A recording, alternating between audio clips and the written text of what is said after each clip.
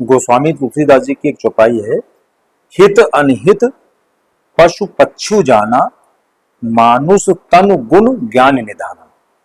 आशय ये है कि हित और अहित पशु और पक्षी भी जानते हैं। वो ये समझ जाते हैं कि उनके लिए क्या हितकर है, क्या अहितकर है। और मनुष्य का गुण तो जो है, शरीर जो है वो तो गुणों का निधान है, मतलब गुणों का सागर है। फिर वो क्यों नहीं जान पाता? ये सामान्यतया हमें लगता है कि ये चौपाई जो है गोस्वामी तुलसीदास जी ने लिखी, रामचरितमानस में लिखी, और विशेषकर उनकी इच्छा और आकांक्षा ये थी कि हिंदुओं को जागृत किया जाए। और साफ साफ ये जो है, मतलब एक तरह से चेतावनी दे रहे हैं वो अपने हिंदू समाज को कि जब पशु और पक्षी जैसे, जिनके पास की और सारी इंद्रियां कम होती, थोड़ा विवेक नहीं होता उनके पास, वो लोग भी हित और अहित अपना पहचान जाते हैं। मतलब आप किसी जानवर के साथ कैसा व्यवहार कर रहे हैं वो पहचान जाता है उससे, आपके व्यवहार से ही आपका अपना हित अहित समझ लेता है और उस हिसाब से आगे रिएक्ट करता है। और एक इंसान नहीं समझ पा रहा है। अपने देश की विडंबना देखिए कि यहाँ पर विदेशी आए, कोई किसी तरीके से आया, कोई किसी तरीके से आया, और यहाँ का जो रहने वाला मूल निवासी जो यहाँ का हिंदू था, वो उनका हथियार बनता रहा, उनके हथियार उठा उठाकर अपने ही लोगों पर चलाता रहा। इस बात को आप कोई छोटी मोटी घटना तो समझिए इतिहास की, विश्व इतिहास की, ये रेयर घटनाओं में से है। ये आप समझ लीजिए कि कोई आदमी अपने ही ऊपर हमला करना चालू कर दे, अपने ही लोगों को मारना चालू कर दे, अपने ही ऊपर आक्रमण करना चालू कर दे। ये कोई छोटी मोटी चीज है? बाहर से जो आक्रमणकारी आते थे वो कितनी बड़ी सेना लेके आते थे, और यहां इतना बड़ा जनमानस होने के बाद उनका विरोध करने के बजाय वो उन्हें सपोर्ट करने लगते थे। ये कैसे संभव है? बहुत सारी जो इसमें कथानक को कहानियां बताई गई कि वो राजाओं से जो है लड़ाई लड़ते थे और पब्लिक जो है इलूप रहती थी उस चीज से। तो क्या पब्लिक बेवकूफ थी कि वो ये नहीं समझ पा रही थी कि ये बाहर से आया है व्यक्ति है, हमारे राजा को तो मार रहा है आज, कल हमको नहीं मारेगा क्या? या हमारे ऊपर जब ये शासन करेगा तब क्या करेगा, कैसे करेगा? तो जब वो राजा को मारता था उसके बाद आसपास के जितने राजा का जो क्षेत्र होता था वहां पर किस तरीके का अत्याचार करता नहीं पता था लोगों को। अगर मान लो पहली बार जब आया होगा, उसने किया होगा, उसके बाद जब ये बात समाज में फैली होगी तब नहीं पता लगा किसी को कि किस तरह का इन लोगों का व्यवहार है, किस तरह का चरित्र है उन लोगों का।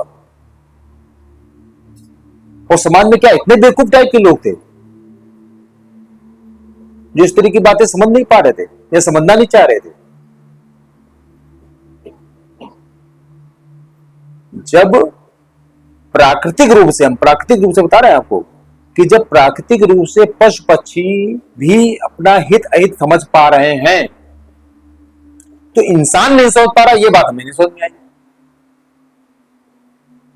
हम करें और दूसरी बातें छोड़ दो, जबकि आप किसी भी तरह का कोई ऐसा काम कर रहे होते हैं जो कि हम कहें व्यसन के रूप में आप ले लो, मान लो कोई व्यसन ही आप पाल लेते हैं, आपको पता है कि आपको नुकसान कर रहा है शारीरिक रूप से, उसके बाद भी आप कर रहे होते हैं। आप जानवरों को देखो, उनको जो चीज नुकसान कर रही होती है तुरंत वो छोड़ देते हैं। इवन गाय आए तो ऐसा करती हैं कि जरा से उनकी तबीयत खराब होती है वो खाना पीना छोड़ देते हैं, वो व्रत ले लेते हैं। वो जैसे ही वो व्रत लेते हैं वो ठीक हो जाते हैं, क्योंकि उनको पता है कि जैसे हम खाना छोड़ देंगे अपने आप ठीक हो जाएंगे। और इंसान वही काम बार बार करता रहता है। और तो और छोड़ो, जो डॉक्टर्स जो होते हैं जो कि अपने मरीजों को बताते हैं कि धूम्रपान करना गलत है, जो ये डॉक्टर बताते हैं अपने मरीजों को कि जो ये शराब पीना मना है, उन लोगों की स्थिति आप देख लीजिए। वो तो डॉक्टर है, उनको तो उसके साइड इफेक्ट पता ही है ना सारे। मतलब बाकी लोगों तो चलो छोड़, दूर की बात छोड़ दो, है तो इंसान अगर नहीं समझ पा रहा है तो इसका मतलब कहीं ना कहीं तो और कोई कारण है इसके पीछे, केवल ये कारण नहीं है कि अपना हित अहित नहीं समझ पा रहा है। इसका मतलब उसको कुछ और चीजें जो है उसको उस चीज के प्रति आकर्षित कर रही हैं या प्रलोभन दे रही हैं, जिस कारण से वैसा कर रहा है। हम दोनों संदर्भ में बात करेंगे, इधर व्यसन की बात, उधर जो हम लोगों ने विदेशी आक्रमणकारियों या विदेशी जो लोग थे उनको यहाँ पर एक तरह से देखा जाए स्वागत किया उनका ना, उनको समर्थन दिया। दोनों चीजों में अलग अलग संदर्भ में आप देख, इसका मतलब है कि कुछ लोग जो थे अपने व्यक्तिगत फायदे के लिए उनका साथ दे रहे थे। व्यक्तिगत फायदे में उनका आर्थिक फायदा भी था, व्यक्तिगत फायदे में ये भी हो सकता है कि उनको कुछ और बेनिफिट मिल रहा हो, उनको सामाजिक प्रतिष्ठा मिल, वो लोग दे रहे हैं उनको उनको उनको ये दिखा रहे हो कि भाई हम देखो शासन सत्ता के कितने नजदीकी हैं, जैसे राय बहादुर बना दिए गए है ना, कहीं के वो बना दिए गए, प्रमुख बना दिए गए, कहीं के सूबेदार बना दिए गए, उस तरह की भी चीजें थी। तो उनको ये नहीं समझ में आ रहा था जब बाकी लोगों के प्रति उनका ये व्यवहार है तो हम कैसे अछूते रहेंगे। आज मान लो हमको कर दिया, कल हम उनको ही मारेगा, यही हुआ भी। और जिस दिन ये हुआ उस दिन क्या उनको नहीं समझ में आया कि और लोगों के साथ जब ये ऐसा कर चुके तो हमारे साथ ऐसा नहीं करेंगे। वही चीज अपने शरीर पर हम देख लें कि जब हम देख रहे हैं सामान्यतः जैसे लोग मसाला सला खाते हैं, आप देख लो अधिकांश जाने कितने लोगों को जबड़ा कटा हुआ है, ऑपरेशन हो गया, जबड़ा काट दिया गया, हम लोग देख रहे हैं, उसके बाद भी वही करते हैं। नहीं समझ में आ रहा है कि इसका कटा तो कल हमारा नहीं कटेगा। अरे हमारे यहाँ तो एक लड़का आता है, उसका एक बार ऑपरेशन हो चुका, उसके बाद भी वो मसाला खा रहा है। अजीब बनना, कौन सी चीज है भाई अंदर ऐसी कि भी ऑपरेशन करा के आए, उसी कारण से ऑपरेशन करा के आए हो, कैंसर हो गया मुंह का, उसके बाद ऑपरेशन करा के आए, जबड़ा कटा के आए, उसके बाद फिर मसाला खाने लगे। ऐसी कौन सी लालसा है, ऐसी कौन सी उसमें वो मिला जा रहा है, आपको आनंद मिल रहा है। कितने क्षणिक आनंद के लिए आप इस तरह का रिस्क लेने के लिए तैयार बैठे हुए हैं। जब आप अपने शरीर के ऊपर अत्याचार करने पर तुले हुए हैं तो दूसरे के शरीर पर अत्याचार करने में आपको कितना समय लगेगा। मतलब अपने शरीर का भी हित और अहित आपको समझ नहीं आ रहा। जो शरीर आपका है, जिसके ऊपर जरा सा भी कोई कष्ट होगा तो आप ही को भुगतना है।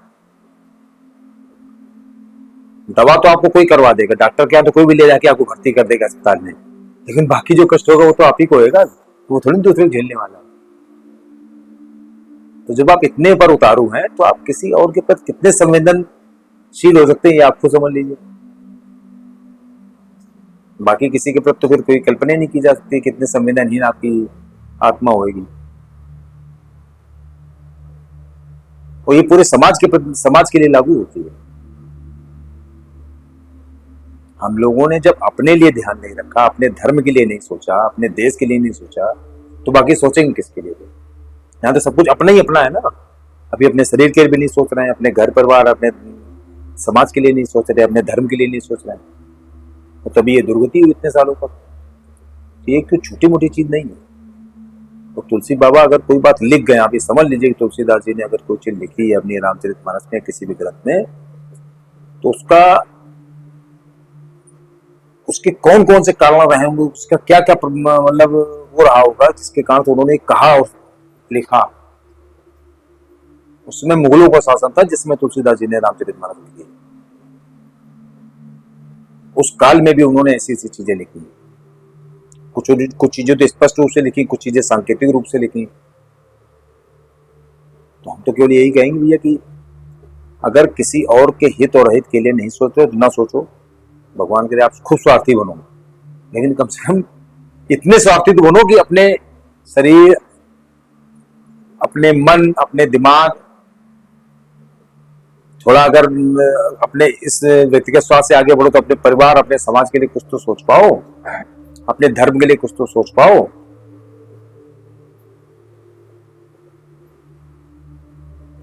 मतलब ऐसा नहीं कि हम अगर ये बात कह रहे हैं तो हम बहुत ज्यादा मतलब इसमें इससे अछूते हैं। हम भी अपने लिए बार बार यही सोचते हैं ऐसा नहीं कि हम केवल भाषण देने के लिए बैठे हुए हैं कि भाषण देना है केवल, भी इस तरह की गतिविधियों में लिप्त रहे हैं। लेकिन हमें लगता है कि हाँ, जब जागो तब सवेरा, और ये कोई ऐसी चीज नहीं है कि ये ठीक नहीं की जाए। जब जागो तब सवेरा मतलब जिस समय से आप चालू कर दो उसी समय से चालू कर दो। आप फिर एक बार गलती करो फिर ठीक कर लो, फिर मान लो गलती करने लगे फिर ठीक कर लो, उसमें क्या दिक्कत है? ठीक करने की कोई वो थोड़ी ना है, लिमिट थोड़ी ना कि कितनी बार करेक्शन इसमें नहीं कर सकते। कोई इनकम टैक्स का रिटर्न थोड़ी ना कि एक ही बार हम केवल इसकी टाइम लिमिट है, कोई 31 मार्च के बाद इसका रेक्टिफिकेशन नहीं हो सकता है। यहाँ तो सारी जिंदगी रेक्टिफिकेशन हो सकता है, करते रहे रेक्टिफिकेशन। भगवान ने जब तक मौका दिया, जब तक जिंदगी दी, तब तक रेक्टिफिकेशन करते रहो, क्योंकि उसके बाद तो कुछ नहीं बचने वाला है। एक सेकंड नहीं लगता है आदमी को, उसके बाद आपके हाथ में कुछ नहीं रह जाता है। बाकी लोग करने वाले होते हैं, फिर आपको बटोरने वाले और ले जाके डालने वाले, फूकने वाले। जब तक आपकी सांस बाकी तब तक आप रेक्टिफिकेशन करते रहो। इस चीज में कम से कम तो कर ही सकते हैं जितना कर पाए, जितना आपकी आत्मा गवाही दे, जितना आपका दिमाग गवाही दे, जितना आपका विवेक गवाही दे, उतना करना चाहिए। हमें नहीं लगता इसमें कोई बुराई है, क्योंकि अपने हित से बड़ा तो कोई भी काम हो ही नहीं सकता कि अपने हित के लिए हम कोई काम